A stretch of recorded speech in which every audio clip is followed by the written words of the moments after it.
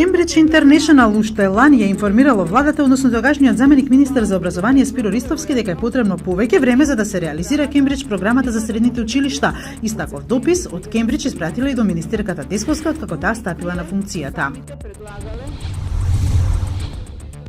Согласно Законот за спречување корупција и Законот за спречување судир на интереси, собственичката структура не е во никаква незаконска констелација со управувањето на Феро Инвест и со конкурирањето на било кој тендер, изјави управителот на фирмата Радко Георгиевски во врска со забелешките во јавноста дека фирмата каде собственик е вице-премиерот Гочо Ангјушев добила тендер на државната компанија АДЛМ.